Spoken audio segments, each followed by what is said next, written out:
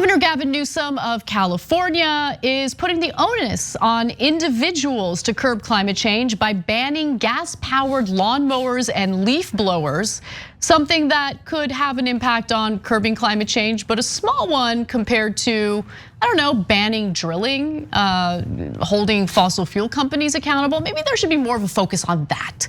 We just had a massive oil spill in Newport Beach, California, and Gavin Newsom had some strong words about what we need to do. But when push comes to shove, he does very little in regard to fossil fuel companies. Now, first, let me give you the details on this bill.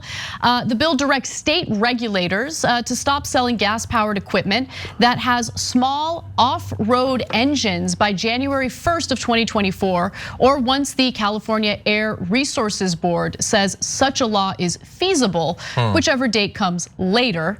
The law also calls for new portable gas-powered generators to be zero emission by 2028, according to the Los Angeles Times. That deadline, however, could be pushed back by the state board. Now, how much of an impact is this likely to have? I'm not gonna lie, when I first read the headline, I rolled my eyes because I thought it would have absolutely no impact. You sounded pretty like meh. Look, I don't have a problem with this if all of the attention wasn't hyper-focused on individuals changing their behavior, right? I think that's the wrong way to go. It makes people despise Democrats because on one hand, they do that and they annoy people, right? On the other hand, they let fossil fuel companies get away with murder, literally. And I'll get to those details in a second, but to add weight to this, because again, I'm not against it. I just hate the fact that it's always focused on individuals. Gas-powered equipment with small off-road engines produce a similar amount of smog-causing pollution as light-duty passenger cars create in California. According to the Associated Press, there are more than 16.7 million gas engines in California, which tops the number of passenger cars on roads by roughly 3 million. And I was concerned about what this would mean for professional landscapers, right?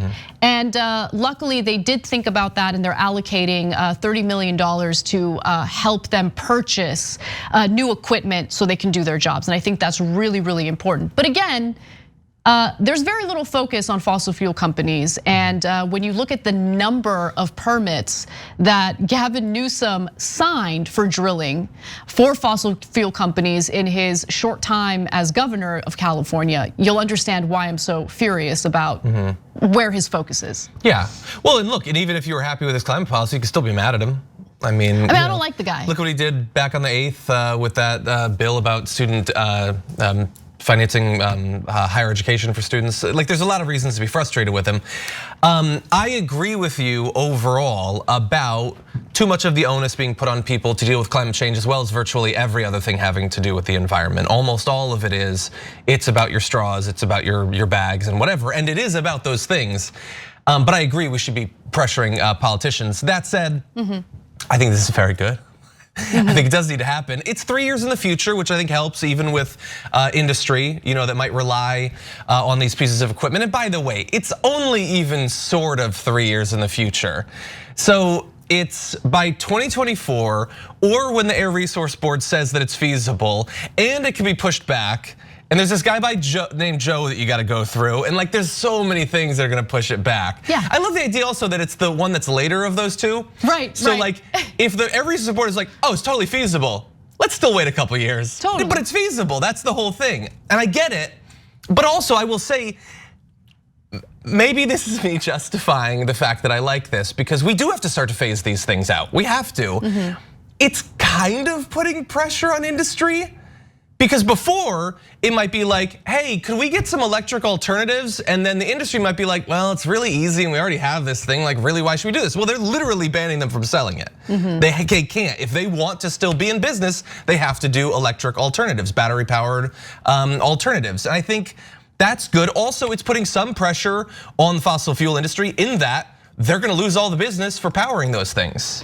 I mean, there's gonna be less demand. Except for potentially coal producing the electricity. But anyway, we can phase that out too. It has to be a two-pronged thing. It's on the use side of electricity as well as the generation side. And you're right, we have to focus on both those things. Yeah, again, I'm not like, I'm not against this, but let me give you more data, okay? So 70% of the world's greenhouse gas emissions can be traced back to 100 companies, according to a 2017 Carbon Majors report by the Climate Accountability Institute.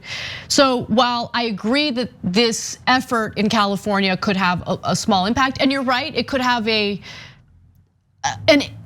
if it leads to less demand for fossil fuels, then you're right. It effectively does weigh into these fossil fuel companies having to essentially adapt to different renewable energy alternatives. But I'm curious how much of an effect it would have, considering the fact that California is not its own country. It's one state in the United States where where you have all sorts of red states that love to empower fossil fuel companies. Oh yeah, no, I have no doubt that Ben Shapiro probably just bought 4 gas-powered ones and he's just running them. He's not even mowing. He's just burning the fuel.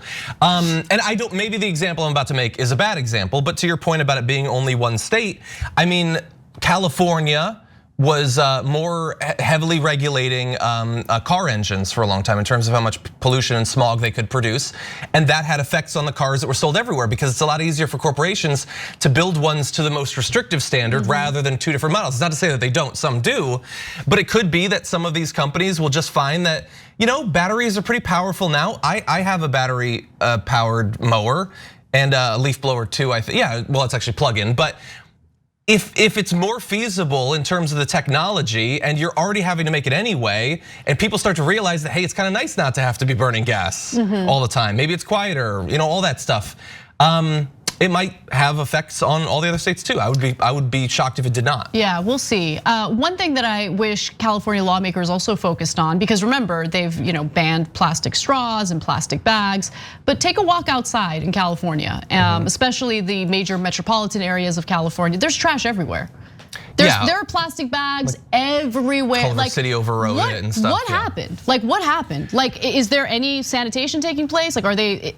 I don't know what happened, but there's garbage literally everywhere. No, that's Ben Shapiro. He just brings a whole bunch. He just walks around throwing them. You got Ben Shapiro on your mind. Political speech. I mean. Okay, I do want to just quickly touch on the whole drilling aspect of this, because it is important.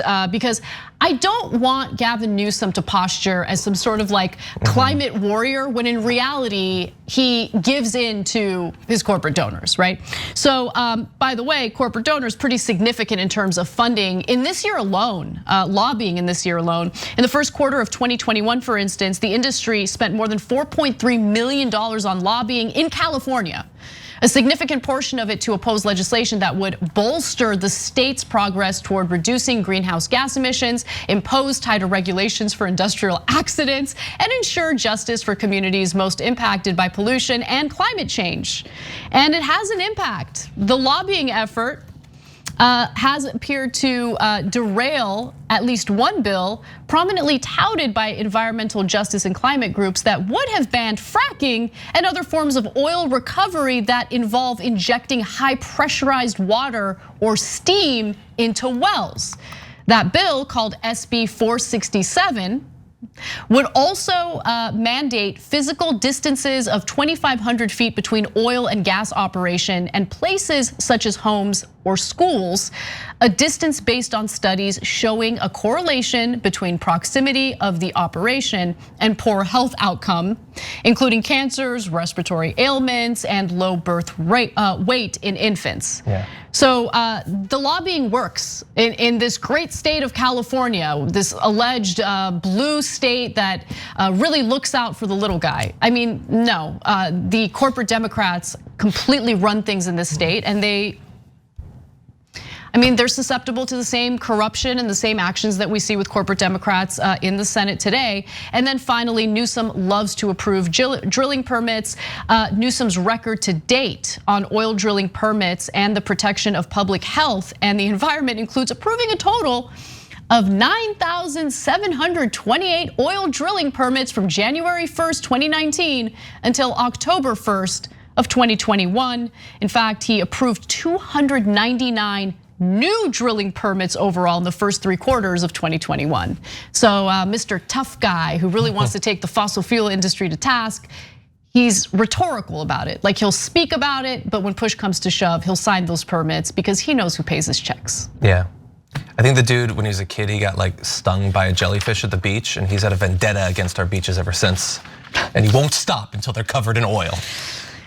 Look, he's just crude intentions. He's a pretty face on corporate corruption. That's what Gavin Newsom is. I don't think he's that pretty. I don't either, but he seems to trigger right wingers because of his hair. I don't know. Like they're super jealous of his good looks. He's like, if you used machine learning, it's like, give me a politician. Totally. Just be him. Thanks for watching The Young Turks. Really appreciate it. Another way to show support is through YouTube memberships. You'll get to interact with us more. There's live chat emojis, badges. You've got emojis of me, Anna, John, JR. So those are super fun. But you also get playback of our exclusive member-only shows and specials right after they air. So all of that, all you gotta do is click that join button right underneath the video. Thank you.